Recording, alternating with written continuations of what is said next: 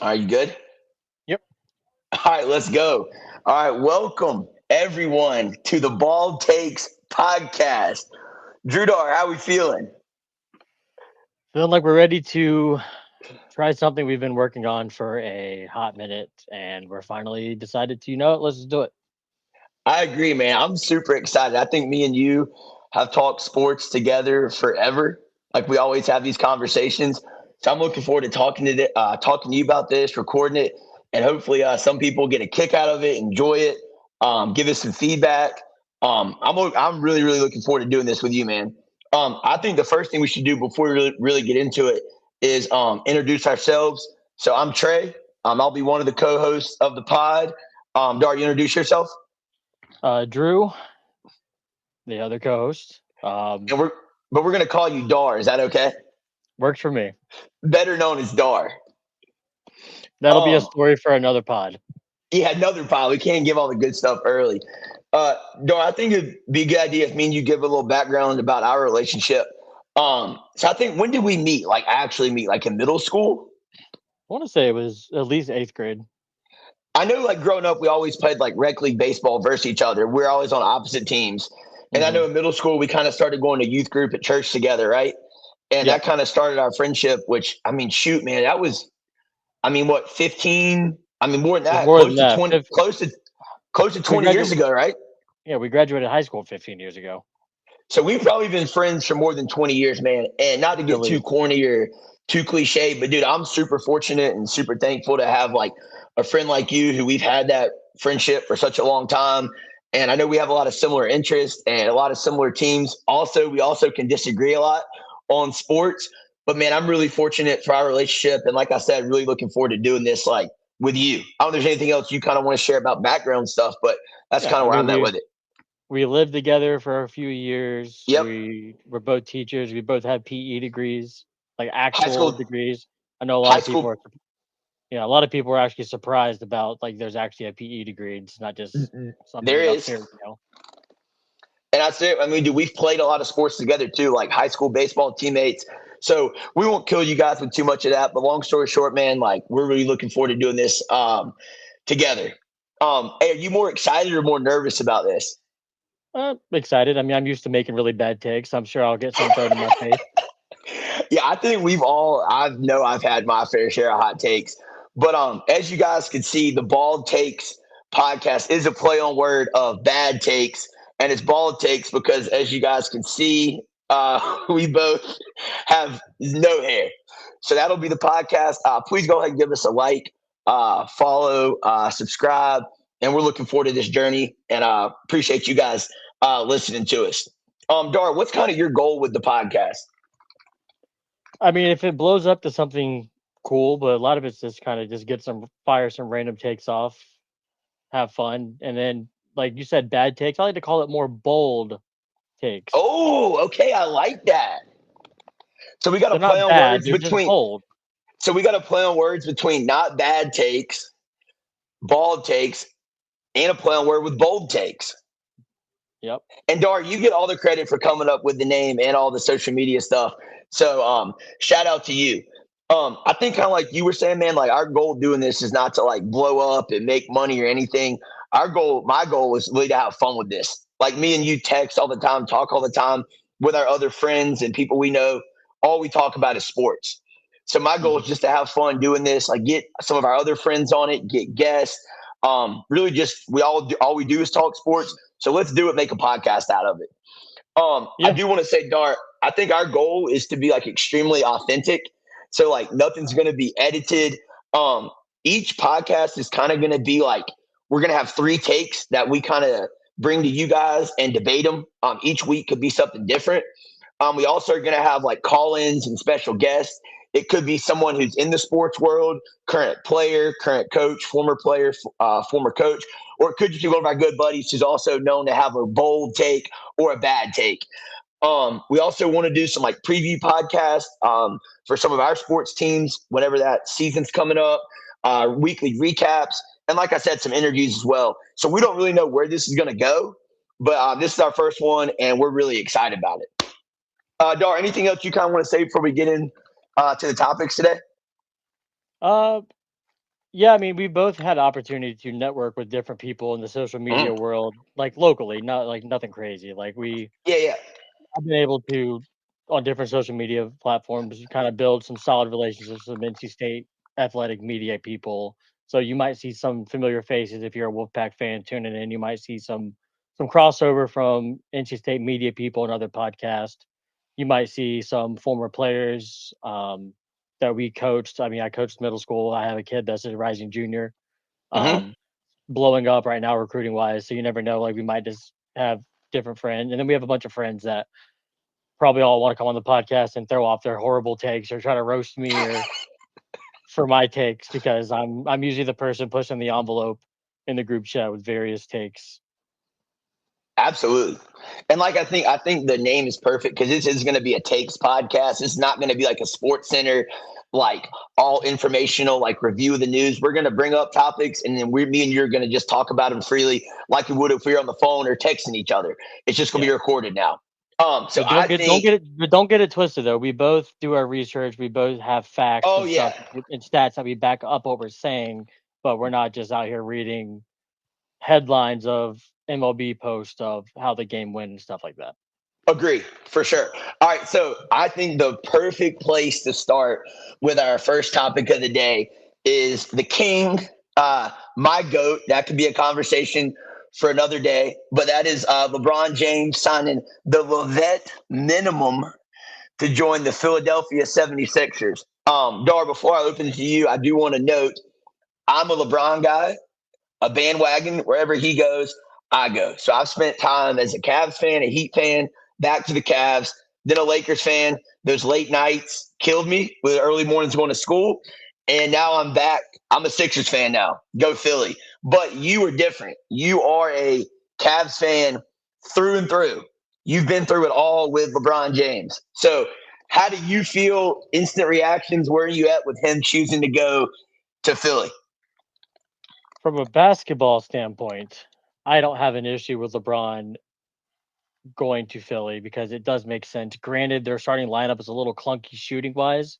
All the guys are capable of shooting, but in terms of like straight up statistics of 3-point shooting, it can get a little clunky with I think the highest is like 35%. That might be Tyrese Maxey.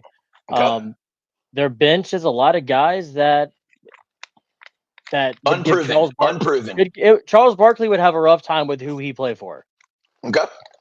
Um, Granted, they did get Anthony Simons, but I mean, he had trouble sticking last year with the Celtics, and the Celtics were a top team. So like that's I kind agree. of not saying a red flag, but I mean he was always on losing teams and like semi okay decent teams in Portland. Now he's thrust into an off the bench role, and it's everything on paper looks good in Philly, but it's easy to say what role you're going to play until it's time to actually play that role.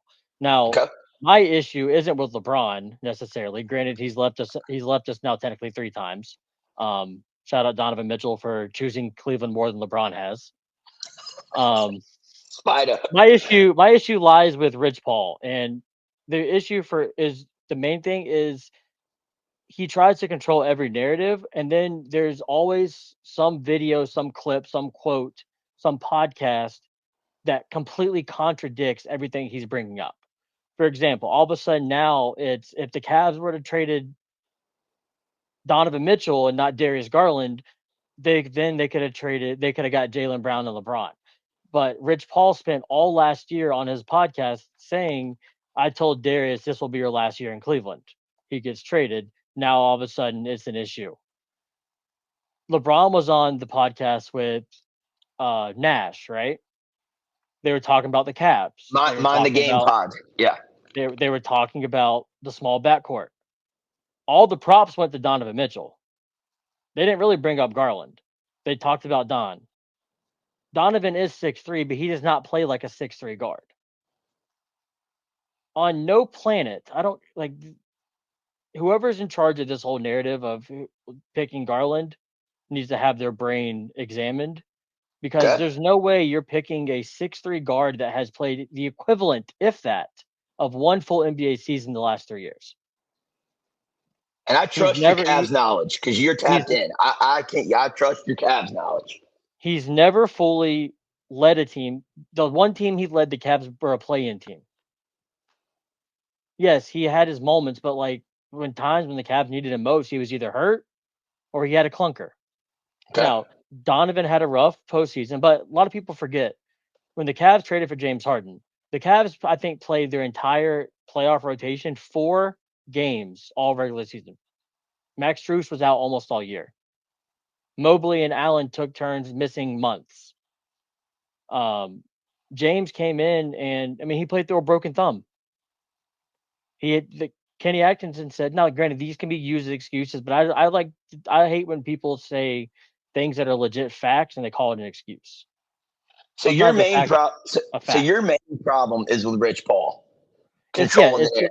it's the narrative, but like you can't keep contradicting yourself when you try to control the narrative. There should That's like fair. someone shouldn't be able to find the complete opposite 180 of what you're saying now months ago. I just Okay, feel I just go ahead, go ahead. what other agents have you seen in any other sport be have his own podcast, be the one that everybody's talking about? So I understand what you're saying. As a true Cavs fan, I would be upset with the whole situation. My only counter would be to your point, Rich Paul does things his way, not like anybody else, right? Hmm. But I feel like that is his job is to look out for his players. And then everyone's gonna have opinion on it regardless, right? Half the people are gonna love it, half the people are gonna hate it, right? I have no idea about the sports agency world, but I feel like for his guys, like that the power that he has power like no other agents do have. So I get you might hate the decision or you might feel like it's not the way you would do things, but I feel like if you asked his guys, like they would, I mean, he gets done pretty much whatever he wants to get done. I'm not saying he controls the whole NBA, but that dude has a lot of power and a lot of say in whatever goes on in that whole league, in my opinion. Not saying that's how I feel like he has the power, he has the control, he looks out for his guys.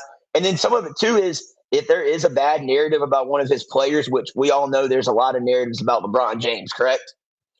I feel like half an agent's job is damage control to make sure your client never comes out smelling like crap. You want to smell like roses, right? So Hmm. your opinion, I don't think is wrong, and it's your opinion. As a Cavs fan, I would probably be hurt because the kid from Akron has been through a lot with Cleveland, and like you said, has left multiple times and decided not to go back. Multiple times. But at the end of the day, to me, Rich Paul is doing his job for his guys and working to control the narrative around them in the sports world. That's just my opinion. Yeah, so I don't dislike the agent aspect of that. I understand what his job is, but if you look at the quote unquote Final Four teams, were Cleveland, Miami, Golden State, Philly. Yes. Cleveland and Miami don't have clutch representation. They're just Fair. former teams that LeBron could go to without damaging his legacy in people's eyes. Now, if Okay. you look at who the perceived finalists were, which everybody came out with the two perceived finalists were Golden State and Philly. What do those two teams have in common? Golden State and Philly. What do they have in common? Tell me. They have people and players on their roster that are represented by none My other clutch. than clutch. True. Draymond, Nick Nurse, Tyrese Maxey. Cavs and True. Heat, 0 players represented by clutch. So, Dart, to your point, I did want to bring this up. So, as a LeBron guy, wherever he goes, I will go. Right? People give me hate about that. I respect it. The teams that I was most intrigued by him going to, not from a winning standpoint, but just from like a feel good, sentimental, like wanting to watch every night, right? The Cavs are, of course, number one. I think it would have been awesome if he would have gone back, sentimental wise, and retired in Cleveland. And I think they would have had a good team as well, right? The other team, it's crazy to say this because for 4 years, like they were the team that you hated, right? They were the rival, like the Warriors. Like Steph Curry's a heck of a basketball player, and he seems like a great guy. But for 4 years, no matter what anybody said about him, I couldn't stand the guy because of the Cavs and Warriors rivalry, right? But I do think after seeing them play in the Olympics, that would have been box office TV, seeing LeBron and Steph every night. I don't know how it will look basketball wise, but to your other point, I think basketball wise, in terms of giving him the best chance, and nothing's guaranteed. I think we all can agree on that, right? injuries. Other teams are trying to win too. Basketball wise, with that roster, that to me is the best chance to win a championship with the talent that they have. Now, a lot of that boils down, can Embiid stay healthy? Is Jaylen Brown cool, being, I hate, like another backseat player, I guess you would say, right? Can the young guys take a step? No one knows what that looks like. But from a basketball standpoint, I think going to Philly, and I'm selfishly glad he's back on the East Coast so we can watch him at 7, 7:30, 8 o'clock instead of 10:30. I think that gives him the best chance to win a championship. Dar, I wanted to ask you this: who do who do you think are the biggest losers from like LeBron missing out on LeBron or LeBron going to Philly? Whether it's a team, a player, a fan base. Like if you had to say one or two, who are the biggest losers of him going to Philly? I know a lot of people want to say the Cavs, but the Cavs still have a very strong core of players, two primary ball handlers, two stars, two really athletic big men. To me, honestly, the biggest loser, I mean, the Warriors are the Warriors. I'm not really counting them as that. They're kind of like they've done so much, like they were fine. The Yeah. Miami Heat, yes, they have Giannis and Bam, but their roster is clunky to begin with. Their starting point guard is Davion Mitchell. Yep. Their only ball handler, legit, outside of that, is Giannis. I mean, the Cavs went out and it's not a needle mover. Like this, getting Mario Hezonja is not going to magically make the Cavs great, but it gets them a 6'9" wing that can play defense, is athletic, and can shoot, which is what they kept trying to make Dean Wade. Ironically enough, Dean Wade went from the only defensive big or wing in Cleveland to the only defensive player in Philly. I agree with that. Okay, so you're going Miami is your biggest loser. Correct. Okay, you ready for mine? Mine is the team he just came from. The The Lakers? Lakers. Absolutely. I mean, this guy just signed for what, the veteran minimum, 2 years, 8 million. I mean, if you're the Lakers, how I don't know if that's LeBron really wanted out of Philly, I mean out of LA, or they were kind of ready to be done with him. But I mean, you look at what the Lakers are doing, I don't see any direction there or how they've gotten better at all. I mean, They did. LeBron was They did finally address their big man situation. they did, but all I'm saying is last year in the playoffs, I know KD was hurt. Out of Luca, AR, and LeBron, LeBron was the only one that was healthy at 41, 42 years old that won them a playoff series, pretty much by himself, right? Other guys obviously had to step up and play, but to just let LeBron walk out the door again, whether that was LeBron ready to be gone or the Lakers ready just to move on, which I understand that too. What's the Lakers' direction? I mean, if you bring LeBron back on the veteran minimum with a healthy Luca, a healthy AR, and you still could have had Walker Kessler, to me, that's a dang good basketball team. Championship contenders, I don't know. But to me, if I'm a Lakers fan, which this is another topic, Lakers fans truly, I don't think ever respected LeBron or appreciated him because they were all stuck on Kobe, which again, Kobe, great player, RIP, but like they never respected LeBron, and you just let him walk for the veterans minimum and now he goes to a great basketball situation. So I think the Lakers, to me, are the biggest losers just because I don't see Rob Pelinka what his vision is. Since they traded AD, I know bringing in Luka's a heck of a talent, but you got to have something around those guys. So I just don't see letting LeBron walk for the veterans minimum if that's what the Lakers wanted just to move on from LeBron. I don't think the Lakers wanted. I think LeBron wanted to move on from the Lakers, but I do think losing LeBron, they did sign a couple other wings that kind of fit around Luca and AR a little bit better than LeBron. I feel like LeBron, if he's not handling the ball, he's a good shooter, but he shot 31% from three last year. Yeah. So like if LeBron's going to spot up and shoot, teams are going to take that all day. It's better than him running downhill at you. So they were able to, I think, add more pieces that might fit around the strengths of Luca and AR.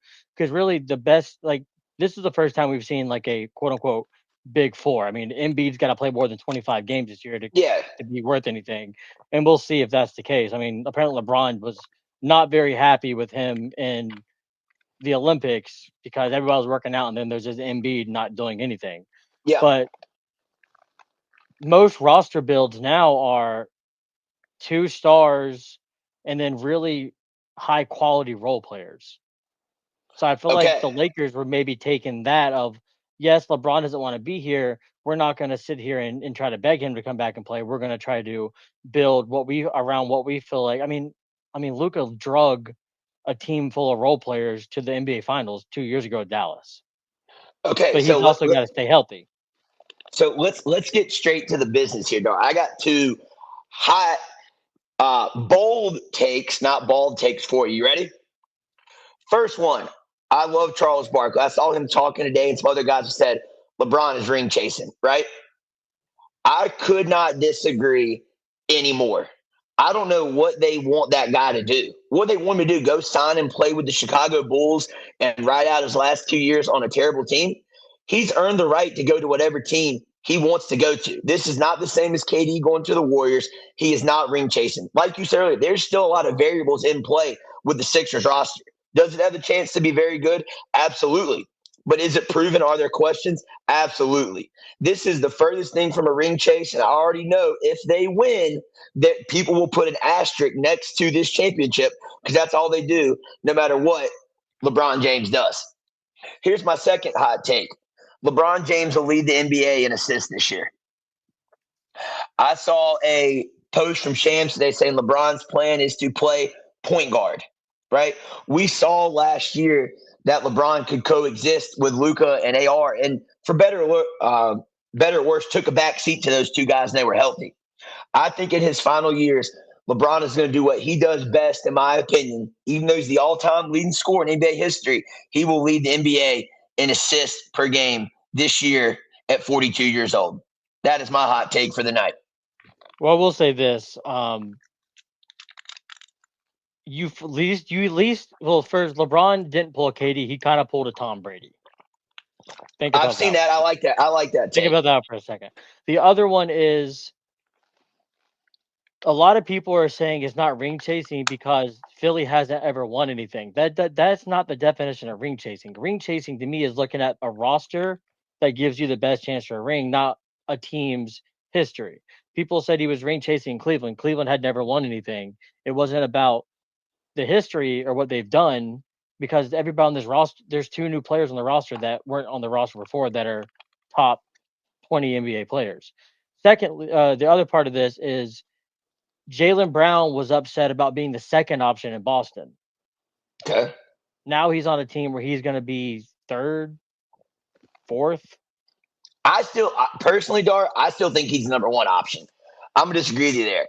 I think with Embiid's help, he's going to miss games. Now, if they're all healthy, we'll have to see how that plays out. Tyrese Maxey's a bucket. He's a dog. But I would say Jaylen Brown's the most, in his current prime, obviously LeBron's the most proven player, and Embiid probably too. But the past couple of years, I think you could argue Jaylen Brown's been the best player of anybody on that team, in my opinion. I just think it's hard to walk into a new team with established stars on that team and instantly take over the number one option role. That's Like, fair. like for I agree example, with that. like Luca came into LA where LeBron was at, and I don't think Luca. I mean, those guys are wired different, so he might have thought it, but people weren't instantly saying this is Luca's team. It was still LeBron's team. Even though I agree Luka with. probably should have been the number one option due to age and LeBron number two, Austin Reeves number three. Eventually, it turned into it felt like LeBron was number three behind Reeves and Luka. Okay, so before we wrap up the LeBron conversation, last question I want to ask you: how many more years do you think LeBron plays total? Two. Okay, do you think he wins a ring in Philly? No. Okay, I'm going to say he plays. This is my hot take. I'm going to say he plays 2 years in Philly. Then he goes back 1 year with the Cavs, and he retires the Cav, and he wins a ring in Philly. There's a bold take Granted, for you. granted, he also, I mean, he said in his letter, "This is my last destination," but he also said he was back. He was not going to leave Cleveland again in 2014, and here we are. Um, do you All want to do right, it? so Do you want to do an East Power rankings? yeah, let's do it. Hey, how many teams do you want to go? I say six.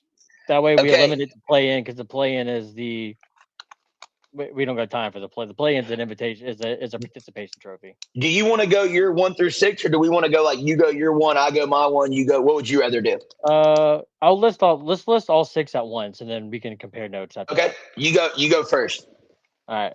I think my number one is, and honestly, it's strictly because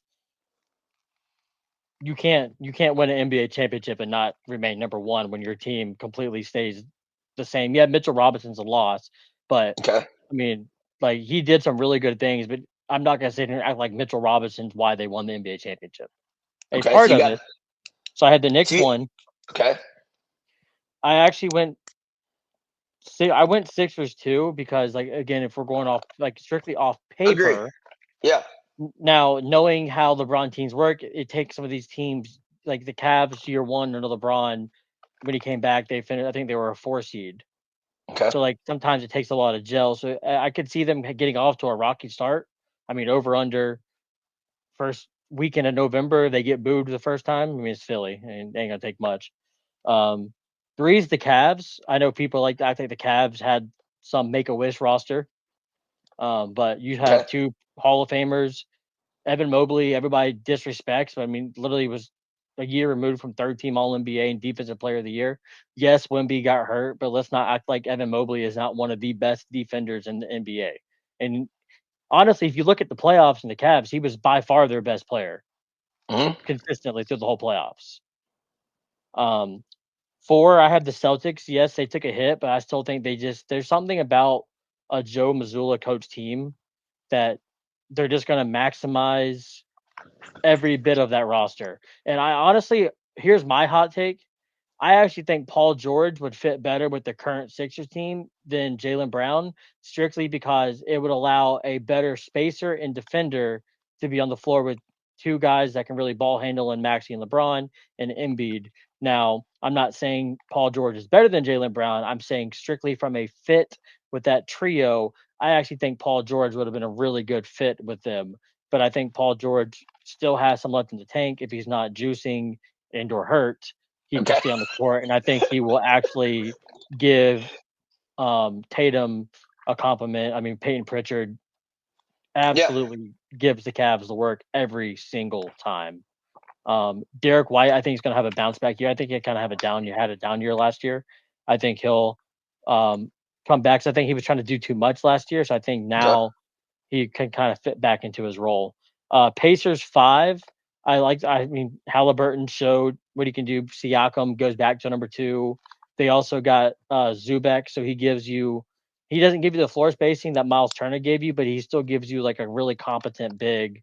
And they have some young pieces. I haven't really looked super deep at their roster. I mean, 5, 6, 7, 8 in the East can all flip flop. And then I have the I Heat agree with 6, that. even though I'm not the biggest Heat guy because I mean, Milwaukee had Giannis for years and had some decent players around him, and they were kind of stumbling left and right. I'm not a big Bam Adebayo guy. I think he's a good player, but like, if Bam's your number 2, I mean, I mean, is Giannis a better player than Tyler Hero? By far.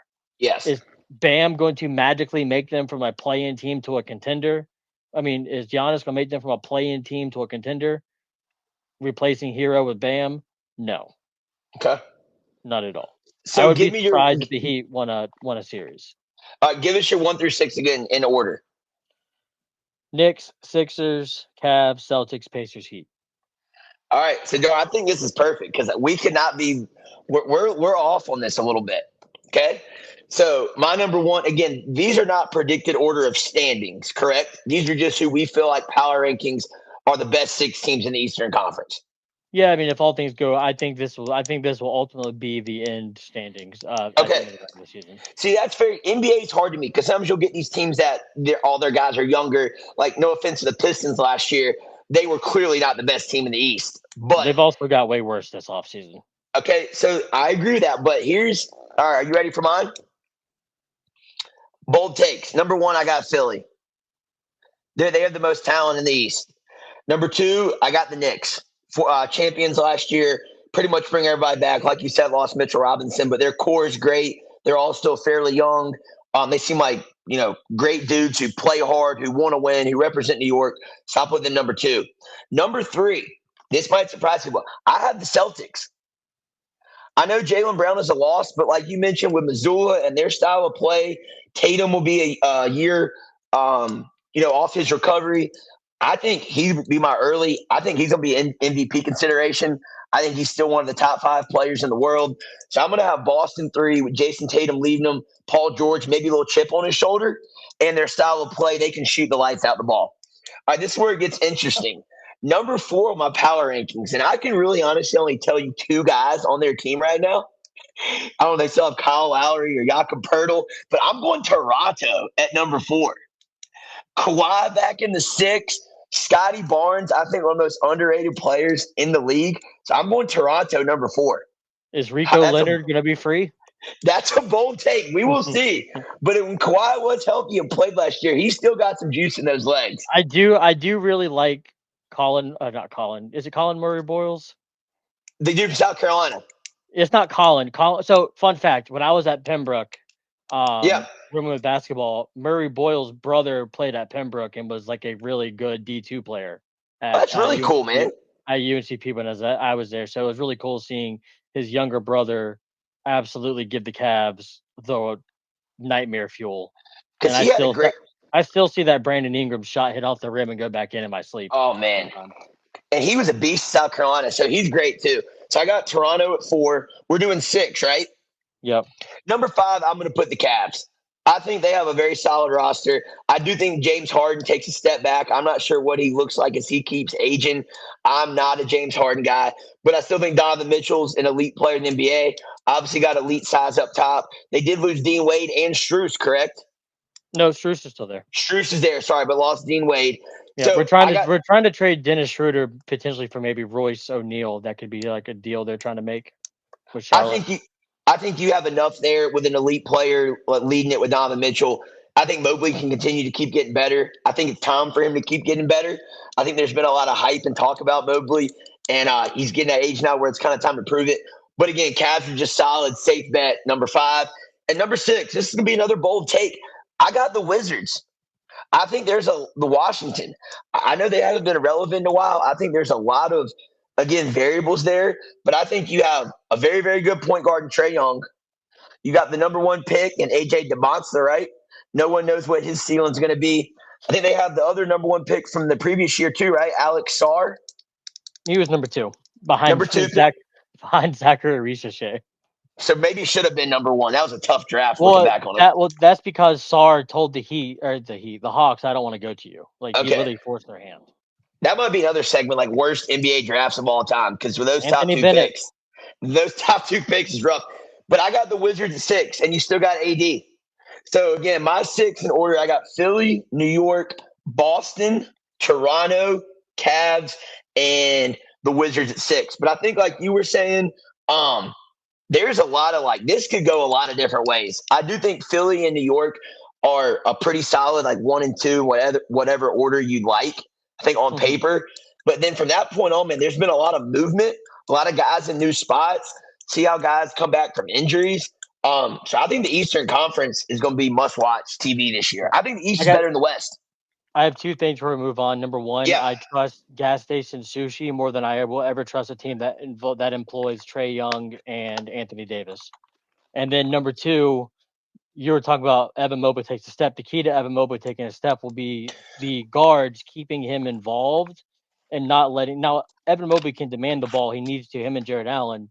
But sometimes when the Cavs are at their best, Jared Allen and Evan Mobley are in the middle of it. When the Cavs go at their worst, like go look at the collapse in game 1 against the Knicks, they barely touched the ball. And I think James Harden is a really good point guard for bigs. And I think ultimately someone in that organization, I don't care if it's the players, the coaches, the bench, the veteran end of the bench, or James Harden, every game there needs to be Evan Mobley will take this many shots. I don't care if he's 2 for 17. He is taking this many shots. We are keeping him involved. And if that means that I'm only getting up for Donovan 25 shots instead of 30, that's fine. Jared Allen and Evan Mobley, every time the Cavs were really good, when they were at their best in the playoffs, those 2 were at the forefront of everything they did. And how they can disappear in games because the guards get shot crazy completely baffles me. How no one steps up and says a word, whether it's the player, the coaches, an assistant, the GM, Dan Gilbert in his wheelchair. I mean, somebody come down and make a point to get your 2 centers who are 2 of the best players at that position the ball. So to your point, We'll see what Evan Mobley has in store for us this year, Dar. I think he's gonna have a big year. I think he's gonna be all NBA. Okay, so that's our first topic of the day is LeBron to Philly. That was some great discourse. Um, Dar, I think this is my favorite topic of the day now. So, a little background to our listeners. The TBT, which stands for the basketball tournament, has been going on the past couple weeks. It's been on FS1. I know a lot of people may not be watching it, but for a basketball head like myself, I've really got into watching this every year. Little history: the TBT is made up of former college, current professional basketball players who create their own team. They get sponsors, and they're playing for a $2 million prize. I don't know about you, Dar. I would love to play on a basketball team for a prize of $2 million. Oh, they upped it. I've had to pay for every basketball team I've ever played on instead of get paid. Oh yeah, I've definitely paid to get destroyed a few times in basketball leagues. But I do want to mention, so this year there's a combination of teams. Some of the teams are made up of college alumni bases. So in the previous years, like Marquette's alumni team won it in 2020. Ohio State's alumni team won it in 2019 and 2024. Jared Sullinger was MVP one year. I do want to give a shout out when Marquette won it in 2020. Raleigh's own Darius Johnson Odom was MVP. And then last year, the Wichita State Shocker alumni team won it. So you have a mix of alumni teams and then just random guys who maybe know each other, maybe don't, make their own team. The thing that's confusing to me, Dar, though, about the alumni teams, and when I look at the roster, really only half of the roster is alumni guys, right? So, like, for example, if right now Boeheim's Army's playing, Syracuse alumni team. If they got 8 guys, 4 of them may be Syracuse guys. The other 4 could be from random colleges, right? Does the Boeheim Army's team have a driver? Because we don't need to see Boeheim behind the wheel anytime soon. But that's a great point. They did have Buddy Boeheim was out there chucking shots, and they're actually eliminated now. But Dar, the other cool thing about the TBT, I don't know if you know this, is they do a thing called the Elam ending, which how that works is the last 4 minutes of the fourth quarter, the clock goes off, and whatever the leading team is, the target score is set, and that's how you have to win. So, for example, if me and you are playing, your team has 70 and I have 65. At that 4-minute clock, the timer goes off. The target score is 8 points above what the leading team has. So the target score would be 78 points. And your team or my team, whichever gets to 78 points, wins. Now, I don't think I would like this for like college basketball or high school basketball or NBA because it's such a big change. But for this specific tournament, it is electric because every game ends on a made shot. There's no time running out. There's no dribbling the clock out. You have to make a 2-point shot, a 3-point shot, or a free throw to win the game. And to me, that creates a lot of exciting moments. So I think what me and you are going to do, we're diehard State fans. As you guys will find out, we'll do a lot of State coverage and takes and topics. We're going to do a snake draft. We're each going to draft 10 players from the past 20 years. So that's the Sidney Lowe era, the Mark Gottfried era, and the Kevin Keats era. Did I forget anybody there? No, because the Sidney Lowe era. Those guys, but they also coincided with the Mark Gottfried era. But under coaches of Lowe, Gottfried, and Keats, correct? Yeah, and then I mean, technically, you could do Wade because there's some guys that have graduated. We could. I will not be picking anybody off of last year's team. No offense. Thank you to those guys for coming into State. I truly did like all the players that played for us, but I will not be picking anybody on that team. Okay, there's a few depending on who you snag before I get a chance later in the draft that I could potentially look for. Okay. I'm interested to see that. So again, long story short, just sum it up. Me and Dar are going to do a snake draft. We're just going to choose 10 players. Dar, are you kind of cool doing this like positionally too, or do you? Yeah, I was gonna go. So like for me, like on my paper for my draft, I wrote down guard, forward/center. Okay, cool. Like I'm a big proponent of positionless basketball. Obviously, you don't want to have a 6'7" center. Yeah.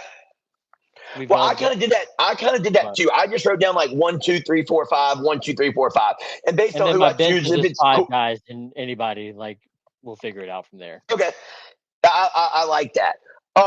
And then we're also going to choose a coach, a former state guy during that era, to coach our team. And I then we say we want name y'all. our coach. I say we name our coach first, like right off the rip, who your coach Okay, is. I like that. And then, Dora, I think we definitely want people's feedback based on our teams, and they can comment maybe their team or who they think has the best team between me and you. Anybody we left off, anything like that. Dora, do you want to go first with your coach? Yeah. So my coach is going to be a 6'6" point guard slash shooting guard from none other than Harlem, New York. Okay, He's currently working his way up through the D2 ranks. He's a Syndec disciple. He touched base with Gainey, and it is none other than when we hungry, we eat Mr. Julius Hodge. that's a phenomenal pick. Your team is going to play hard, talk trash. That's a Wolfpack legend. I'll always remember that layup he made versus UConn. That was probably one of the highlights in pulling for state that I'll always remember. Knocked out Okay. Rudy Gay and Charlie Villanueva. Yes. Okay. So my coach, this might surprise people. He's going to be an assistant coach under Mark Godfrey, but he's also a former head coach of the Charlotte 49ers. I'm going to choose Bobby. Now, if I say this wrong, I'm sorry, coach. Lutz or Lutz? Where are we going with here? Pretty sure it's Lutz, Bobby Lutz. Okay. I'm going to go with Bobby Lutz. And here's my reasoning. Former head coach of a Division I program at Charlotte. And personally, as a coach myself, I feel like I can relate to Bobby a little bit. I don't know too much about him. He's a North Carolina guy. You can just tell he loves basketball. He loved the kids he was coaching. He was always energetic on the bench. And I think he's a very smart basketball mind. So I'm going to go a little old school here, have a veteran presence. Bobby Lutz is going to be the head coach of Trey Lassiter's Wolfpack TBT team. I think my assistant coach, I'm just going to add one. I know who's not really doing it. I'm going to add Levi Watkins just because his talent Okay. acquisition at state. But also, speaking of Levi, have you seen how good his son is as an Yeah, eighth grader? he's gonna be tough. He's gonna be tough. Made in a Okay, lab for an eighth grader. Dar. So let's do this. When we go through our team, if it's cool, dude, I might talk about some guys. I'm not going to give a long description about every guy, why I chose them, just so we keep the pod going. Do you want first pick or do you want the pick coming back where you get two? I think I'll take the second pick because I think I have a feeling who your first pick is going to be, so I can base my first pick off that. Okay. Well, so I'll take first pick. Yeah. My first pick is easy. I'm going TJ Warren. See, I was looking at TJ. I thought you were going to go Cat Barber because I know you're an all-time Cat Barber guy. All time. But, dude, he's ACC Player of the Year. I think led the conference in scoring. North Carolina guy from Durham. Played in the NBA, still playing overseas. The smoothest buckets like I've ever seen in a state jersey. So in basketball, you are trying to score more points than the other team. So I'm going to choose, I think, the best scorer. I'm going to go TJ Warren, my first pick. All right. I think my two picks are going to be I think I'm going to go Lorenzo Brown because he brings some national team experience in FIBA with Spain. Okay. He's also 6'5", 6'6", so he can play on ball and off ball. So I'm going Zoe Brown. And then my second pick is going to be Cat Barber. I'm about to have Oh, that is a it's a guards tough game. It's a backcourt. It's a guards game. Well, I need to go to my list because those were two guys I had circled. So Yeah, I wanted those TJ. are. I thought I could sneak TJ by you. Do you want to trade teams? No. those are two elite guards. Okay, so I'm going to stay with this, and he was on. I get two picks, right? Yep. He was only at state for a short amount of time. I'm going Dennis Smith at the one.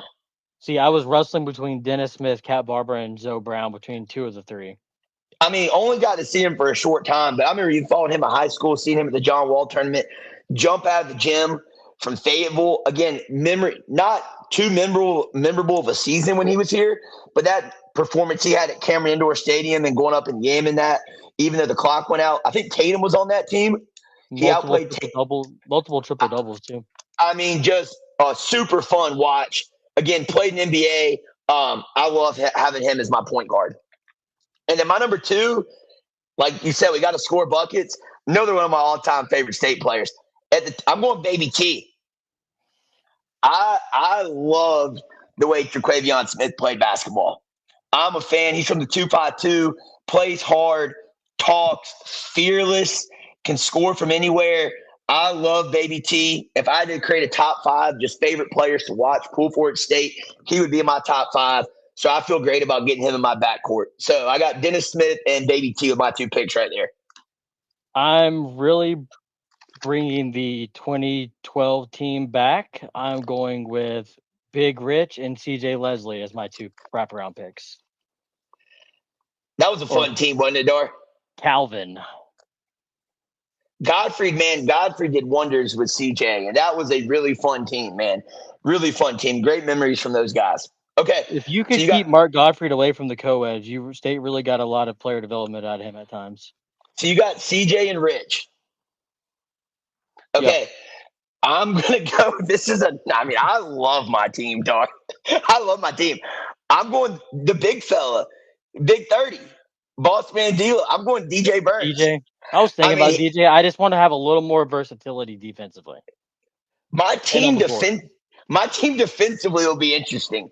But I may not give up a rebound. I'm going to put DJ at the 4, and then Dar, this pick right here, I think is really going to throw you for a loop. Me and you didn't talk too much about this. We didn't say if they had to finish at State or start at State or graduate from State. I'm going Omer Yurtseven at my 5. If it makes you feel better, I had him on my list. I don't know if that's a legal pick, but man, I think he's still in the NBA or was last year, right? Well, you need Yurtseven if you're going to have DJ up in the paint. You need a guy that can stretch the floor. And I really believe in DJ Burns shooting. I know he knocked down a big 3. I think maybe it was Duke and in the Elite 8. I think DJ can also step out and shoot, and Yurtseven can too. They're both great passers. Yurtseven can clean the glass and protect the paint. So I love them at my 4 and my 5. I think I'm going to really take advantage of Lorenzo Brown's size to play the 3, and I'm going with Jarkel Joyner to fill out my starting lineup. And then my 6th man off the bench is going to be none other than Mark Godfrey's best bucket getter outside of TJ Warren and Trevor Lacey. I had him circled. Man, he was smooth too. He was Alabama, right, Dar? Yeah. So pretty much it's going to be 3 guards instead of forwards for me in my starting lineup. But Pat, Jarkel, and Zoe will be my 3 my three guards with CJ and Rich. I'm a little undersized throughout my lineup because I have a 6'2", 6'1", 6'5". CJ's probably 6'8", and then Richard's 6'8". We're a little small, but we're gonna be athletic, and we're gonna get out and run, and not many teams are gonna be able to stop that. Dar, you know what's crazy with this is I feel like we're getting to that point now. If we were to keep doing this, none of these guys are going to be 4-year guys at NC State. I think of everyone we've chosen so far, I think Richard Howell might only be the only 4-year guy because I think Cat and CJ went early and Lorenzo went. I mean, those are the only 4-year guys. It's crazy times, right? Lorenzo, Cat, and CJ all were 3 years. Richard was 5. I think he even had a redshirt. Jarkel was 1. Trevor Lacey was technically 2 because he had to set out a year. All right, so I get 2 picks now, right? Yeah. I got NBA guys, underrated guys, that I'm about to just scoop. I'm gonna go with both Martin twins. I didn't even have them on my list. I went deep in the archive today, Basketball Reference.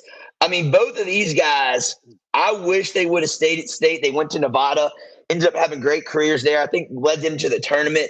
Really good team in Nevada. I love the way they play. They're from, I think, Mocksville, North Carolina. I remember Brad Daugherty, former Tar Heel NASCAR guy, being on the call of an ACC Sunday night game and being the Martin boys from Mocksville. So elite links, elite defenders, different games. Cody a little bit more of a playmaker, Caleb a little bit more of a scorer. But I love having 2 NBA guys coming off the bench for me. So I'm going to go Caleb and Cody Martin. My next 2 are bringing in I actually thought he should have been – here's a relatively bold take. I actually thought this guy should have been the ACC championship team MVP for ACC tournament. I'm going DJ Horn. Great pick. So we're staying with our guards are going to just be lethal. Yep. And then I need some size and shot blocking. I'm going none other than Manny Bates. I had Bates. Again, I think he would have had a great career. Didn't he get hurt like the first game of his and ended up going to Georgetown? Man, I really think that team, not to bring up this is a sore subject for me. I love Kevin Keats. I'm a Keats guy. I will make every excuse in the world for Keats. While his tenure maybe didn't go the way some of Wolfpack Nation thought it should, he had a lot of bad luck in his tenure. Bates getting hurt that year was possibly the worst luck he had. Because I think Manny Bates is primed for a really good year. Okay, so I get 2 picks, right, Dar? Yep. Man, another NBA guy coming off. This is from way back in the Sidney Lowe era. Give me J.J. Hickson. Another one I didn't even. Honestly, I thought you were gonna say. I thought you were gonna say someone else. I'm not gonna say it out loud because not that I'm really gonna draft him. I think he was a lottery pick. I think your Cavs drafted him. They did. They did. I mean, he's also in prison right now. I mean, that's sad. But he's only from Georgia, Atlanta, only with State for 1 year. Maybe one of the highest recruits State's ever signed. I'm actually pretty sure that I can't remember which podcast it was. I think it was the OG podcast where Richard was on, and I can't remember if he mentioned that JJ Hickson was a big reason why he went to, because JJ Hickson was from Wheeler, correct? Yes, Wheeler High School. So I think Richard and JJ crossed paths. I think JJ was a reason Richard went to that. But Richard also said he played AAU ball with Lorenzo Brown, CJ Leslie. They all played on the same team. I feel like Georgia gets a lot of love for their football, like the state, and obviously that's a great football state, high school, college, Falcons. I mean, as big as Atlanta is, Georgia's an underrated basketball state too. I mean, a lot of good guys coming out of there. Okay, Dar, I got one more. Okay, I need some guards off the bench. Again, probably one of my – oh, man. Actually, I was going to go this direction. I'm going to go another direction. Oh, I'm going to go – I only got 2 more picks, and there's 3 guys I want. This is tough. I'm going to go Darion Sebron. That's another one I forgot to put on my list. So I will say my bench, we don't have a lot of necessarily ball hand. I mean, like small guards. But I mean, Sebron, the year he had before he left was unbelievable. I know the team struggled, but he had a great individual year. And I really think based on where he came in, like as a high school recruit, he exceeded every expectation I would say we all had for him. He was a heck of a player, quick jumper, good playmaker, get to the basket at will. So I love having Darion Sebron coming off my bench in the TBT. All right, my final 2 picks for you, Dar. And I think I'm going to steal one of yours because I know this is an all-time last hitter favorite. I'm going Al Freeman. Dude, wow. I did not even have him on my list. I loved Al Freeman. Al Freeman is forever, despite the amount of times, him and Devin Daniels are all-time, hate him one game, love him the next game, and that 30-bomb perfect shooting game in Chapel Hill, Keats for sure will forever live in infamy. Absolutely. And then my last pick was, you already got one DJ, I got one DJ, so we might as well finish out with another DJ. I'm going DJ Funderburk. Dude, okay. I had Funderburk on my list. Let me read you the other guys since I'm done. So my team's done. Can I make my pick first? Yeah. And then we can maybe give some guys. Okay, my last pick, there's a guy I really want because of what he did at State. But basketball is a team sport. And to me, out of all my years pulling for State, nobody embodied State more than this guy and what it meant to be a part of the pack, stay 4 years, especially in this generation. Heck of a high school career in Reidsville, North Carolina. Shout out one of my best friends, Carl Holder from Reidsville, North Carolina. I'm going Mr. Breon Pass. I will always pull for Breon Pass wherever he goes because of how loyal he was to State. I'm so glad he got rewarded ACC championship, Final Four, got to play in a Final Four game out in Arizona versus Purdue. I just like he's the ultimate team guy besides being a heck of a basketball player. I mean, he lit up the state in football and basketball. Probably could have gone somewhere else and gotten a lot more PT. He stayed with State. He will be the perfect team guy to bring all these guys together and play for the name on the front of the jersey in the TBT. So my last pick is Mr. Breon Pass. I'm surprised you didn't go Michael Ocado. That was another one of your favorites. Biggest shot. I was there that night in DC. I still can't believe it went in. So these are some of the guys that I had on my list that I didn't draft. I would have 100% from last year's team taken Copeland Okay. because you just need him and Julius Hodge will be a match made in heaven. Okay.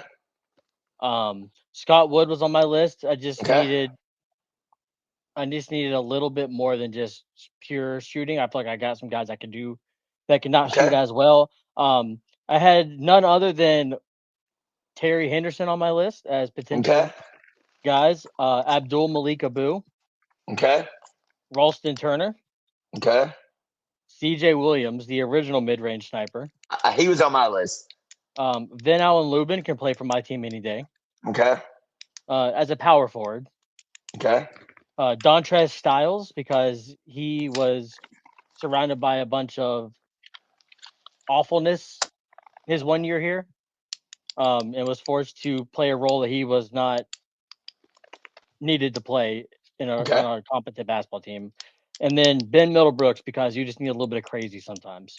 Like Okay. if we get in a brawl, I want Middlebrooks on my side. So Dar is going from a basketball team to a football team now because he has 30 people on his team. If you wore a state jersey in the past 20 years, Drew Dar will take you on his TBT team. But in all seriousness, Dar, all solid players that came through NC State. The only guy I didn't get that I'm surprised you didn't get him, he is from Cleveland, Ohio. Jarkel. Number 11, Markel Johnson. I think when Markel Johnson was good, when he was good, Markel, and he was elite. And I think one of the most underrated players in the past 20 years at NC State. So he's the one guy that I didn't get that I had on my list that I would like to have. I I like got one. Markel. I just don't think I would have taken him over Lorenzo, Cat, Yeah, Zarkel, Trevor Lacey, or DJ Horn, or even it's Alfred. tough. The most random name I have on my list, I just want to mention this because I had a list of about 35 guys, some dating back to the low days with like Courtney Fells and Gavin Grant and Dennis Horner, Brandon. I had Maverick Rowan on my list just in case I needed a big three at the end of the game. I thought you might take Scott Wood. I had Mav Rowan on my list. I actually thought I picked like I thought I wrote down Torin Doran and I didn't on my list of like potential guys. All right, first off, Gob, we want to welcome our first special guest to the Bald Takes podcast. Hope he'll get his camera back on in a second. That is none other than Mr. Ben Duncan, aka Gob himself, huge state fan, great friend of me and Dar. He's going to be a great guest, probably a reoccurring guest, hopefully a long-time listener and a long-time caller. Gob, welcome to the Bald Takes podcast. And I'm trying to get my video working. You're he good. He also doubles as Joe Lenardi in the offseason. Come on. But Gob is great for a hot take. He keeps up with sports as much as me and Dar. I got some hot takes. Gob, me and Dar are gonna Dar, do you want to go ahead and run through our teams real quick and get Gob's opinion before we move to our last topic? Yeah, we can do that. Gob, can you hear us pretty good? Yeah, I can hear y'all. Y'all great. Thank you for having me on. Dude, first ever episode. Hey, and you got to guarantee us, hopefully Gob gets his camera on. He is unlike me and Dar. He doesn't belong on the Bald Takes podcast. No, I still got some hair. Gob actually, that just means you don't get stressed out as much about state sports as me and Dar do because we've lost all ours. Ooh. All right, Gob, Dar, do you want to read your list first and get Gob's? Yep. And then I'll read mine and we get Gob's opinion. Yep. So my TBT team is coached by none other than Julius Hodge. Okay.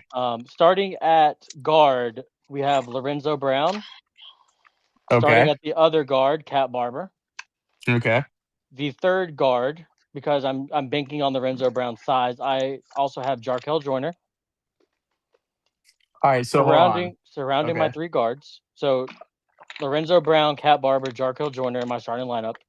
Surrounded by CJ Leslie and Richard Howell. Okay. My bench consists of Trevor Lacey, DJ Horn, Okay. Manny Bates, Ooh. Al Freeman, Okay. and DJ Funderburk. Okay. Dar, hearing that list, I think I love you, and I'm not trying to be a jerk by any means here. Ooh. I think my team. It's like the Sixers playing the Cavs this year. Like I don't think there's going to be any debate. Now I will say, Dar, I had you until Manny Bates. Dar, I think your team. Rim protection goes a long way. We learned that this past year. Dar, I think we could argue your team of guys had better careers, maybe more impact on winning than my team did. Right? Maybe more, you would say, state guys. But I think my team, talent-wise, is elite. All right, Gob, you ready? Gob, my team is coached by none other than Mark Godfrey's assistant, Mr. Bobby Lutz.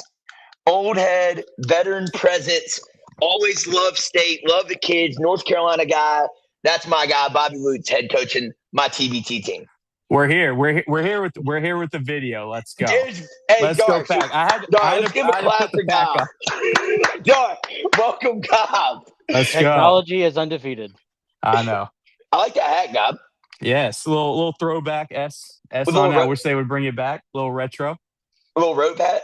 Mm-hmm. All right. Did you hear? So my coach is Bobby Lutz. Here's my starting five: Dennis Smith, Baby T, TJ Warren. Okay. Was he the first pick? Was TJ Warren the first pick? Yes, he was. Okay. All right. Good. DJ Burns. Okay. And then Omer Yurtseven. He played in a state jersey. Okay. Now, this was Sidney Lowe and on, right? Sidney Lowe, Godfrey, Keats era. And Wade. Dar mentioned Dar's honorable mention Wade players. There's probably not a lot that you're going to choose from. But we don't need to talk about that. We didn't draft any. They were on the list, but we didn't draft any. Okay. And then my bench, Gob, is Caleb Martin, Cody Martin, JJ Hickson, Darion Sebron. Ooh, that's a steal right there. This is my favorite pick. We're talking about NC State and being a team. Breon Pass was my last pick. Okay, your glue guy. He's my glue guy. He's going to keep these guys together. I like that. Now, here's the thing. Are the parameters – because you can go a bunch of different ways. NC State careers, the best season they had at State. I think our goal was to create a team of state players from those eras to compete in the TBT tournament where all these alumni bases are coming and playing this tournament for 2 minutes. So the goal is to have the best team on paper to compete. Right? Your team's a little younger than mine. Okay. Yes, Dar. I think I agree with that. What was Dar's starting five? Give it to him again, Dar. Lorenzo Brown of the Spain national team. Okay. All right. Anthony Cat Barber. Okay. He probably can still get buckets. I love honest. Okay. Joyner definitely can still get buckets. CJ Leslie. Okay. Richard Howell. Is CJ? Oh, speaking of Richard Howell, Trey might coach against him soon. You never know. Richard Howell might put Yurtseven in the first row on a rebound. Man, but if we're playing a TBT, Omer Yurtseven's doing still pretty good right now, though. That's if he's not on the that's if he's not on the 3-point line watching the ball go up. Okay. All right. Gob, here's my starting five one more time. All right. Dennis, Baby T. Okay. TJ, Burns, and Yurtseven. Oof. No, Richard Howell. Okay, no, Richard Howell was on Dar's starting five. That's close. We're playing fast. I like the size of Trey's, though. Dar's got the guards with what, Joyner and Lorenzo Brown and what, Cat? Yeah, but Zoe is also the size of most of small forward size. Yeah, Zoe's like a solid 6'5". If we're matching up guard wise, I think Lorenzo's going to have to guard TJ. Probably. I think Jarkel is going to have to guard Dennis Smith. That's a tough physical matchup. Yeah, but he's a dog. He's a junkyard dog. But then the matchup to me would be electric. Would be Cat guarding Terquavion. That would be electric. I like how you said Cat guarding Terquavion because Terquavion's not guarding anybody. God, do you want to give us you can think about it for a second. Would you just, I'm putting you on the spot. Don't give us a whole team. If you just were to create your starting five from those eras, kind of position wise, who would be your starting five? Like Eni or Sidney Lewan, the best season they had at State. However you want to do it, who would be your starting five? Like two guards, two forwards, a center, like however you want to somehow make that starting five. You think it gives you the best chance to compete versus another group of five guys that were all college basketball players. Who would you choose? I would go. All right, TJ Warren. Okay. I'm going to figure out where I put him though. Okay. 3 or 4. All right, Lorenzo Brown. Honestly, you got to have a distributor. Okay. I think he's the best pure point guard State's had in 20 years. Maybe not the best point guard, best pure point guard. Okay. At center, I'm going Big Rich. Okay. All right. And then, so I got Lorenzo Brown, got TJ Warren, and Richard Howell. Ooh. All right. Then I'm gonna go Cat for instant offense. Dang, okay. I'm picking a lot of Dar's guys. Dar, he just answered the question. He loves your team. All right, God, this will be your last time coming on. Thanks for joining. All right. Okay, so I got who's my power forward? You could put TJ at the 4 if you want another wing. You got options, God. I feel like State wing wise actually hasn't been that. It hasn't been. It's State's more traditionally guard dominant. I would agree with that. You got Joyner, you got Markel Johnson, you got Lorenzo Brown, you got. I love Joyner. Yeah. Personally, screw it. I'm gonna go with CJ Leslie. CJ Leslie's been my 4. So, Dar, God literally just drafted your team after we let him choose his team. He literally all right, Dar drafted your team. Okay. So, Dar, I think we should, before we move on to our next topic, I think we should recap it maybe for everyone, and we can let some of the followers choose. Dar, let's just do starting fives. Is that cool? Can everyone just read their starting five? Yeah, God, that works go first? Because I can. That works too because I can clip this and put it in social media. So this will be nice. Should we let the guests go first? God, tell us your starting five one more time.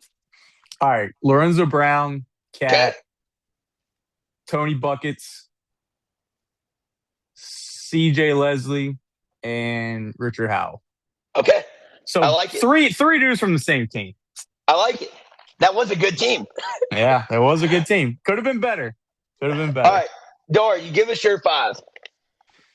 Lorenzo Brown, Jarkel Joyner, Cat Barber, CJ Leslie, Big Rich Beard Gang Howell. Dang, no TJ Warren? Well, that was my team. That he drafted that. Oh, okay. All right, you drafted. You got the easy way. Yeah, I got to pick anybody. Hey, we look out for our guests. All right, and then my 5, and then we can move on, is going to be Dennis Smith Jr., Fayetteville's finest, Baby T from the 252, TJ Warren, Big 30, DJ Burns, and then Omer Yurt 7. Dar, I want to add something real quick before we move on. You got an assistant coach. I'm going to choose one too. I'm going to choose DJ Burns' dad as my assistant coach because his reactions on CBS, he was at every game. We got season tickets. He's sitting down low. He loves his son. He loves NC State. And I'm all about that guy. So, Mr. Burns, you're the assistant coach. Welcome. You know who else's dad this past year got some glow during state basketball, and it was almost like DJ Burns' dad light was Copeland's Matt dad. Abel? No, was who? We're not talking about YouTube comments, Gob. Yeah. YouTube wise, it's Matt Abel's dad. Q's dad was going crazy in that either the Syracuse game or the senior night game, and it had to be the Syracuse game because senior night was not good. Ooh, that's the only game I did not attend. Senior night. I want to ask y'all a question. And we're going to do that. I'm going to go 3, 2, 1. We're all going to say who we think. You ready? Which college basketball team has the current best alumni base that could put the best team together of alumni. Does that make sense? Like any college? You choose one college. You All ready? right. It's easy. There's only one right answer. We all better get this. All right. 3, 2, 1. Kentucky. Or, good. Or hold on. No, stop. No what ifs. No. Instead of going Kentucky, you can just go Coach Cal. Hey, amen. Well, so yes. Thank you for letting me get the thought out. See, it wasn't a team. We were thinking outside the box. We're not talking about teams. I'm saying Kentucky is the right answer for colleges. If we were going strictly off alumni base, the Coach Cal team would be crazy. Oh, ridiculous. Number 2's got to be Duke. It has to be with Reed. It has to be.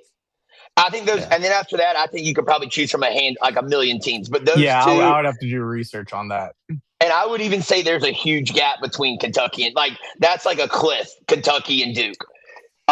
In my opinion, of alumni basis. It's pretty sad when we've got to a point that you can almost go Arkansas the last couple of years just because of Cal. Yeah. In terms of the guys that are currently in there. But it's pretty sad in general that you can't even say Kansas or Carolina anymore. The last. No, it's Carolina crazy. Hasn't had an all-star in what? How the mighty have fallen. And Granted State's barely had any NBA players. Well, I mean, State hasn't had someone drafted since DSJ. But. Oh, man. Hey, Preston Edman coming up. Preston Edman coming up. That's my guy. Right. When it's a basketball preview podcast, I got to be on that. Oh, 100%. God, you're a first-time guest. You will be a long-time reoccurring guest. Let's go. But don't choose Dar's team over mine again, or you will not be back. I will say yours probably had maybe more quote talent, but the more I think about it, is team-wise, Dar's was probably better. I also drafted the all heartstrings team for NC State Athletics. Dar, I was also a big Joyner guy. Wait, did you have Joyner? No. Dar did, yeah. Yeah, I was a big Joyner. I took Darkel over Markel. Well, you have Lorenzo Brown. I would take if you have Lorenzo Brown on your team, I would take Joyner over Markel. Because Markel was kind of like Lorenzo, where he was like a distributor. Markel did not get picked. He was the guy that he was next on my list. I'm kind of shocked. Can you believe that Trey didn't have Al Freeman? I mean, Breon Pass got picked. Can you believe Trey didn't have Al Freeman on his list? Period. I loved Al. Ooh. Granted, I forgot to put Sebron and Markel on my list. So, you know who I think Trey had Matt Rowan on his list. Oh God! Oh, just as a sleeper, if we need a late game 3, if we need a side out of bounds, and Coach Bobby Lutz is drawing something up, if it wasn't Scott Wood, it was Maverick Rowan shooting the 3. It's not honestly, Scott Wood. Give me Iguodala. Hey, next year you might put P2, Paul McNeil. Oh, me and Dar talked about this before. He would have definitely been on, I think, both of our lists, but we wanted no current players. Okay, gotcha. He's another Wolfpack legend. Because I think he could eventually be a better Scott Wood. If I knew you were going to go with the sentimental pick with Breon Pass, I might have taken Jordan Snell. You know who honestly did any of y'all write down Mo Diarra? No. What, dude? If you're building a team, I would want him. Maybe we will come back with an all-time team and do like a 10, do like 3 of us do a snake draft. But I really have to go through the depths of my brain. I mean, Mo Diarra probably wouldn't make like an all-time team, but like if you just did impact of winning, he's like right up there. Yeah, impact winning. If I had Big Rich and Mo Diarra, no one's getting a rebound. No. yeah. You're literally Ramadan Mo was a different beast. We can only play the TBT during March. Yeah. All right, Dar, Gob, I'm glad you're here for this segment too. This will be our last topic. Dar, is everybody, Gob, are you guys cool if we move on to the last topic? Yeah, I'm good. All right, Dar, do you want to introduce this about who recently got into the Hall of Fame and kind of what we want to do with this? So, the 90s Braves somehow only won 1 World Series. That's a topic for a different day. But they kind of captivated the 90s era with the final member of that team reaching the pinnacle of baseball and winning an induction to the Hall of Fame. That'll be none other than Curaçao's own Andrew Jones. Yes, sir. Honestly, the coolest picture. The coolest picture I saw all weekend was a picture of all of them around the table. It was Chipper, Maddox, Glavin, Smoltz, Andrew. All it was missing was Sherholtz and Bobby. I mean, Sherholtz is still with us, but Bobby not being able to see Andrew going this year kind of stinks. But it is what it is. Dart, can I get God? Can I before we? I think Dart. Eventually, we want to list our top 3 favorite Braves, right? We're gonna have a list, top 3 favorite Braves. I want to just give 2 quick personal memories, kind of memories about Andrew Jones, but he's my favorite baseball player of all time. I've never seen a guy be that smooth, that cool in center field, that could catch a pop fly at his ankles. He does the exact opposite of what you probably coached your baseball players to do. One hand at his knees, but caught it every single time. Every time. But 2 memories. I remember, I don't know if you guys did when y'all were younger. I got real into like sport card collecting, like baseball cards. Yes. And it would start with like, you go to the gas station or grocery store, you get like the card, it's all mixed players, like different players. Eventually, I got just into collecting Andrew Jones cards. That's sick. I have a binder full at my house of probably 100 just Andrew Jones cards. Me, my dad, my brother would go to the fairgrounds. And that's exactly where I got my cards. Sports card shows. Yep. And dude, you had the flea market, and you could get game worn jerseys. Now, I still don't know. I don't know if we need to fact check if those are actually game worn jerseys, but I certainly believed it. But shout out Andrew Jones, my favorite Braves player. And number 2, growing up, I used to love the Little League World Series. Like, I loved it. I did. I loved it. Curacao. And there was always a team from Curacao, and the kids would always jerks and pro. They would always introduce their favorite player, and every kid, my favorito player is Andrew Jones, and that would just make my day. And I would pull for them every Little League World Series. I think looking back, I love Andrew Jones. I think looking back at it, Jerson Profar's favorite player should have been Barry Bonds, not Andrew Jones. Come on, man. Speaking of memories, do you guys remember in school when they had the Scholastic Book Fair, or even the library would have the posters, the SI Now, and you would always have a poster. There was Andrew Jones was in one of them. I vividly remember that one. You're talking about like collectibles. I literally have I have multiple Chipper Jones cards, but I have a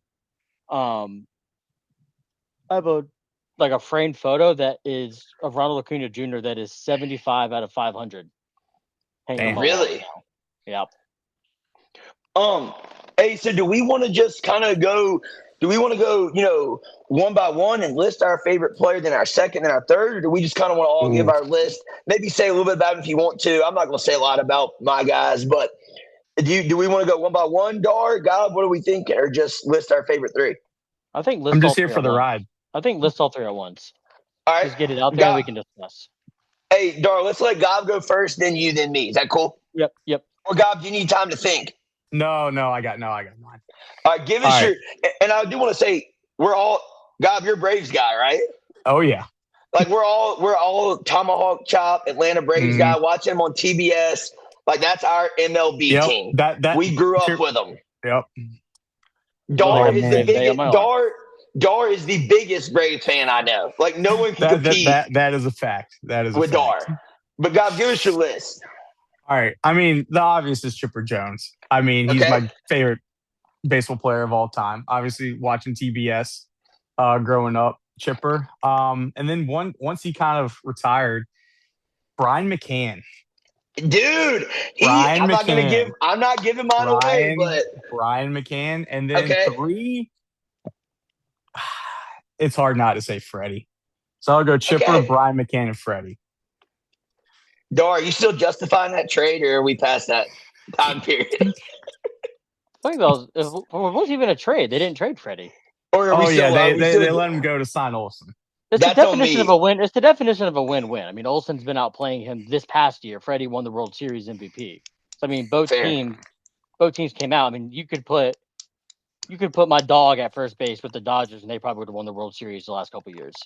It just hurt not seeing Freddie in a Braves uniform. I felt like he was that next guy, like the next. It did, but the Braves could have tried to re-sign Freddie, and ended up like the Cavaliers did in the Heat, where you miss out on both guys. They had to make a move, and Matt Olson's younger and producing. I'm just wondering if he's going to go in as both. but he better not go in as a Dodger. I think he'll go in blank cap. Him and Chris Sale, if they make it, will go in blank cap. Oh God, Chris Sale's he's wild. When I think of Chris Sale, though, I think, not to get off topic, when I think of Chris Sale, I think Red Sox. I think Red Sox. Didn't he pitch with the White Sox before that? Yeah. I think he won a World Series. He won a World Series with Boston. Yeah. That's fair. I think White Sox. All right, Dar, what you got for your list? 1 Chipper. Duh. 2 Ronald. Okay. I like that. And then 3 is current guy, and it's Mike Harris. Okay. Yes, so Dar is a Michael Harris guy. I literally have, I don't know if people can see it, but I literally have a Ronald Acuna and Michael Harris jersey hanging up behind me. Dar, I like it. And we're going to get some quick little Braves update after this. I like how you went with 2 current guys. Like, I don't have any current guys on mine, so I respect. Acuna would be on mine, and he probably will be one day. I just need to see it for a little bit longer. And I need him to stay healthy, and then he'll be on my team. All right, here's my list. Number 1 for me. I know you guys both went Chipper. I'm going with the other Jones brother. Like I said, I'm going Andrew Jones. That was my guy growing up. I like this swag. I like this game. Mm-hmm. He's number 1. Number 2 for me. This is old school shortstop. And you guys want to guess who it is? It's Fuki. Yeah, Fuki. He had a missile throwing from shortstop. I remember always Bobby Cox. You guys, come on, Fuki. Like you could always hear him say, "Come on, Fuki." So he'll be my number 2, and then my number 3. Gob, I'm copying you here. Let's go, Brian McCann. I had McCann. There's nothing better than seeing just a Brian McCann. Big tubby dude with a big just hitting bombs, man. Hitting bombs. And Gob, I'm partial. I know Dar's a righty. Me and you are both lefties. Yep. That lefty swing. That lefty swing is different, man. Mm-hmm. So I went Brian McCann, number 3. Mm-hmm. It was good to see him win a World Series because he won one with the Yankees, right? Or no? No. Yankees or Astros? Astros, I think. Dar? Yeah, he won it. Yeah. Did Brian McCann win a World Series with that? I think he did. Yeah. Dar, but it was like, Brian McCann was like my post-Chipper favorite player. Dar, this is where we need you to be like our baseball fact check guy. You know how like Trump will give a speech and after the whole speech, it's like the fact check guy. We need you after the podcast to go through and fact check everything I say about baseball because I'm not as in tune as you are. Hey, so real quick, Dar, should we just recap our 3 real quick? Yep. All right, God, we'll give us your 3 one more time, just in order. Right. 3 favorite players of all time: Chipper, Brian McCann, and Freddie. Okay. Pretty simple. Dar? Chipper, Acuna, and Michael Harris. Okay. And then my last 3, these are our 3 favorite Atlanta Braves players of all time. I'm going Andrew Jones, Rafael Furcal, a.k.a. Fuki, and then like Gob, I had Brian McCann. That's a good list, guys. That is. Good list. Dar, do you want to give us just a quick little update on how the Braves are looking? Any needs at the deadline? Yeah, what do you? So I haven't looked because obviously things are going to change now that because the Braves lost tonight 14-3 to the Mets because I had Mets LOL at the bottom at 18.5 back, so now it's 17.5 back. Dar, who's the happiest guy in the world right now? The Mets beat the Braves. Frank the Tank. So the Phillies lost to the Marlins tonight. I'm trying to lose weight like Frank the Tank. They are staying 5.5 back. So the Phillies lost to the Marlins and had their 5.5 back. The Marlins snapped their franchise record 12-game losing streak tonight by beating the Phillies. The law of averages finally came to play. Couldn't think of a better team to snap it against than the Phillies. If you had to guess what the Philadelphia Phillies run differential is going into tonight. After tonight, it actually has changed on my list. I can update that in live time. What's the Phillies run differential this year? What do you think it is? Oh, it's like -27. It's currently at -12 after tonight, which is outrageous for a team that is 5.5 back, and they either win close and lose big. The Nationals are 8.5 games back. Unless they won tonight, they could be 7.5. They have a +30 run differential. They have like the best offense in the league and possibly the worst pitching. Like the definition of polar opposite on the mound and in the box. I have some of the Braves deadline needs, in my opinion. I think at least they need 2 starting pitchers because you can't keep running out Sale and a bunch of guys that struggle to get that are 5 and dive.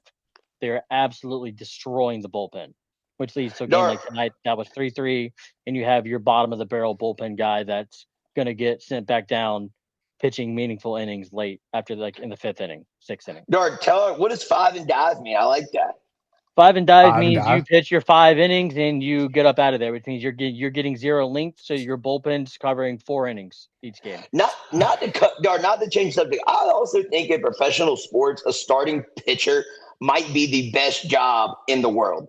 This could be a topic one day, like maybe like a holder in football or a longs, but like a backup pitcher, quarterback, backup QB, you pitch one time every 5 days, and you can go play 18 holes of golf every other day.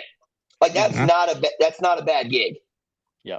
So the other reason the Braves are struggling right now in the bullpen, and not like struggling like statistically, but struggling with like every other game, their best guys are down. So like we literally against the Orioles, the Braves 4 worst relievers, I think, pitched like 10 or 12 scoreless innings all series, and their top guys gave up all the runs the bullpen gave up. It was the craziest thing I've ever seen. They had a guy cover 3 innings, get DFA because they had a fresh arm.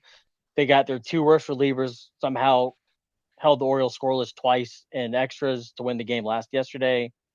But it led to the Braves manager actually complaining that they wish there wasn't a roster limit on pitchers and that they could have they could dictate where they had carried more starters or more pitchers or more position players instead of I think they're hard capped at 13. He wanted 14. Unless you're the Dodgers because of the Ohtani rule, they get to carry technically 14 because Ohtani counts as a pitcher and a position player.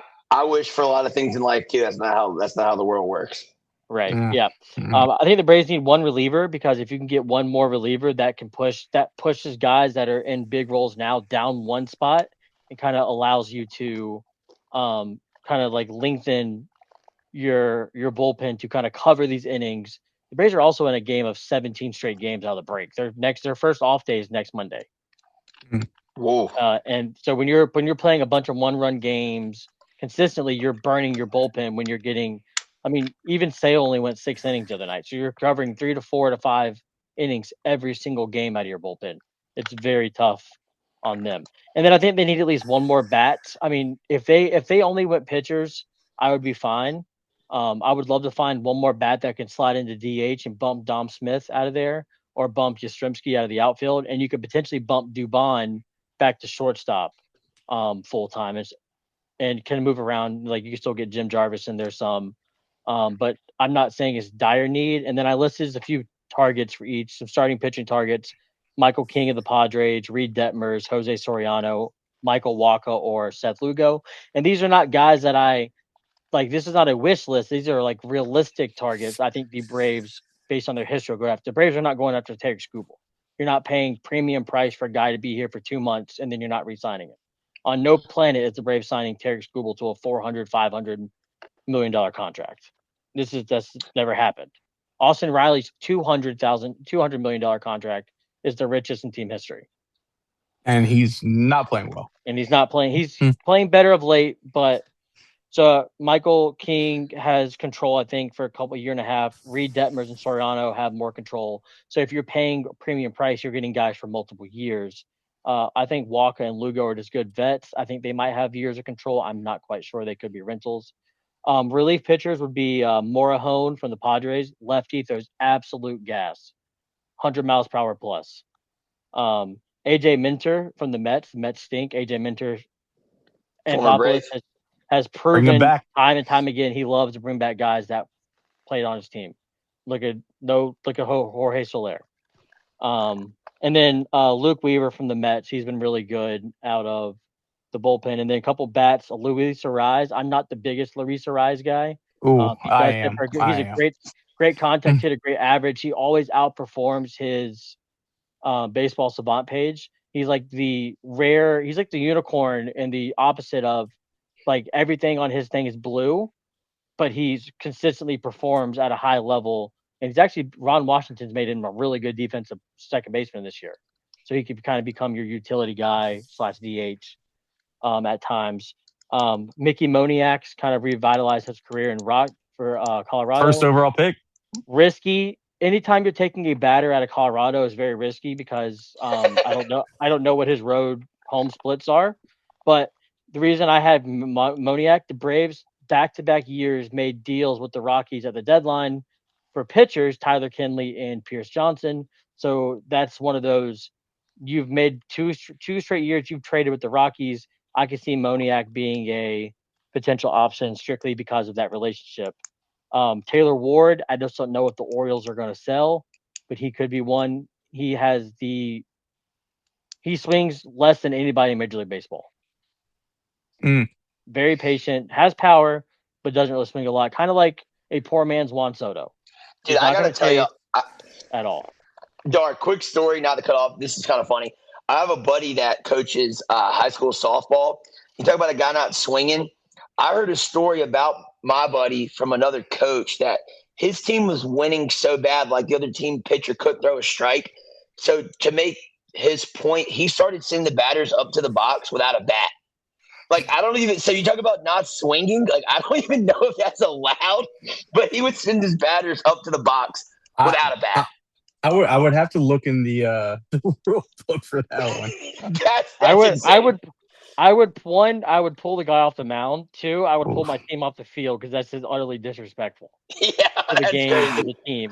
I get he can't throw a strike, but that would be. I would have some words for that guy of like you're showing up. I get it's funny in hindsight, but you're showing up a kid that's probably struggling. If it's an adult playing softball, then that's fair game. We're adults. I don't care. If it's like a kid, that's different.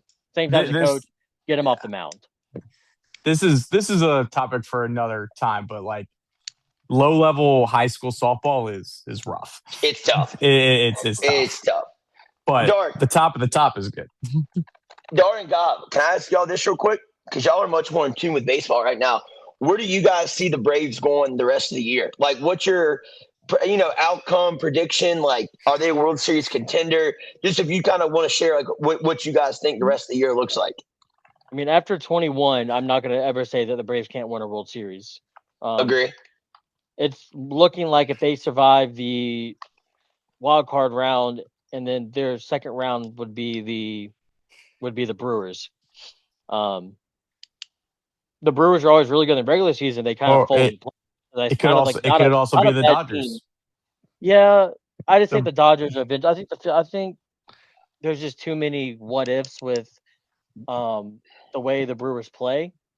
Like, is Mizorowski going to stay healthy? Number one, they're trying to limit his innings now. I think he will, but they've already lost. They're already losing pitchers left and right.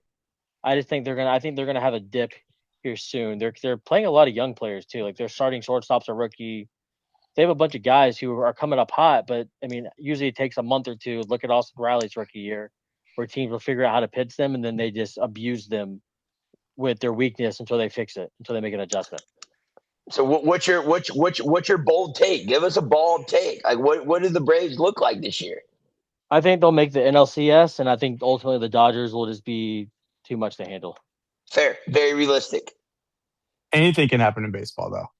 What do you think, Gob? What does the outlook look like? I mean, I haven't followed as much as Dar, but I'd probably go very similar. The Dodgers are they're a wagon. And, I feel like they don't dominate the regular season either. Like, I mean, they just kind of coast, and then playoffs, they're going to turn it on. And yeah. The Dodgers are the reason we're about to hit a lockout this year. Yeah. Because of the talent they have, like because they got so many good players. Yeah, and the way they're circumventing money and stuff. The way they're circumventing the salary, there's not a cap or a floor. The way they're circumventing the luxury tax by deferring money to stay under it. Like Ohtani has almost all of his contract deferred. He's making like $1 million a year with the rest of it deferred. Dar, great Braves update. We rely on your baseball knowledge. Thank you for bringing that to the pod. Got any other comments about the Braves or top three or anything? No, I think that's pretty good. Pretty good. Okay. I think we should have a Braves update every single time. Just a quick little update from Dar. Just a quick update. Yeah. I agree. It's got to be a weekly Braves quick segment. Yeah. Keep us in the loop. Dark, keep me in the loop because I'm struggling. Now, as a guest, how, and obviously y'all probably are still figuring it out, how often are y'all trying to put a podcast out? Every week? I think the goal for now is going to be one a week, with maybe, Dark, correct me if I'm wrong, maybe some special weeks where you have like a preview pod or a recap, or if we could get a special interview, like a special guest, maybe, then maybe you look at more. But with Dark live post game reactions. That's what my brother, shout out Vince, he mentioned today. That would be a great call-in show post game hot takes. Yes, we could get some people in there. I think so too. Last thing I want to mention real quick, and then we can get out of here. It's cool with you guys. I don't know if y'all saw the Baby Blue boys over in Chapel Hill may be in a little bit of trouble. Ooh. And my only take is, I think we all can agree here, there's nothing more we dislike than the Baby Blue and the school up in Chapel Hill. Sometimes don't ruin a good thing looking for the next shiny thing. Exactly. I feel like Matt Brown, for whatever people want to say, he did a good job. I think he brought him back a little bit for sure. Carolina will always be a basketball school. He made football somewhat relevant. It wasn't good enough. You went out and tried to make a sexy hire, and it backfired. And I don't want to. What do they do for basketball? Hire Mike Malone. And we'll see how that works out. And I don't want to. I'm very, very excited right now. State has Justin Gainey as the head coach. But to me, as a Keats stain, I feel like that's – and at the time, I bought into the juice. I was fired up for Mr. Frank Wade. But we kind of saw the same thing last year, getting rid of a solid guy who did a solid job, trying to make a splash hire, and we saw how that turned out. So that's my hot take sports-wise. If you have a guy who's doing things the right way, who's getting you relevant, who's had good results, don't always be in a rush to make the splashy, sexy hire. But that's my opinion, a guy who's not having to make the decisions. I agree. Is LSU even going to have a roster this year? Oof. Oh, man, they got 4 guys? They got 4 guys cleared right now. 4. One of their guys, literally, the Cavs drafted one of their guys a couple years ago and stashed him in Europe. Yeah. Their roster might be older than some of the NBA teams' roster. I mean, these older guys, than Thunder. That's what I'm saying. They're older than our TBT teams we drafted earlier, and those guys played under Sidney Love. What's the dude from Kansas that was everybody made Perry? Is Will Wade going to bring Perry out of retirement for his roster? Oh, Perry Ellis. He looked like he was 50 years old. He played for 15 years at Kansas. Dart, I think if you guys are cool, Dart, I think we kind of went through everything today. We went to LeBron to Philly, talked about the TBT, drafted our teams, had a great Braves update, and listed our 3 favorite Braves players. Anything else you guys want to discuss, or do we kind of want to wrap it up? I think that's good for episode 1. Yeah, I'm good. Appreciate y'all having me on. All right, last thing I want to say, appreciate you guys whoever listens to this. Hopefully you'll find some people listening.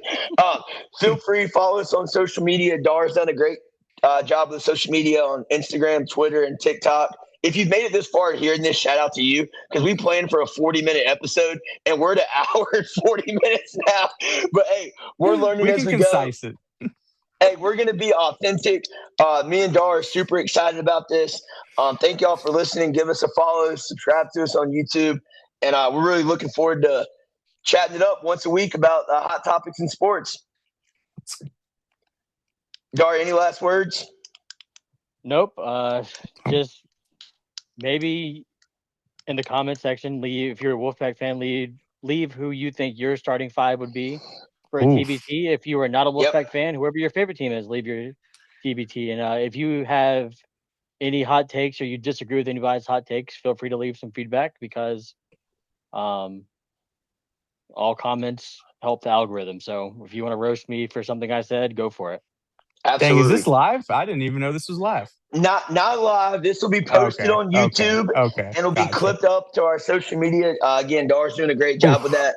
Gob, Dar, I think we should give a little clap. Let's go. A little hat tip. Maybe show off the bald head. to Goff since it's the Ball Takes podcast. Goff, I got hair. I got hair. Must be nice. Hey, thanks for hopping on. Appreciate you guys listening to the first episode of the Ball Takes podcast. All right. Hold on.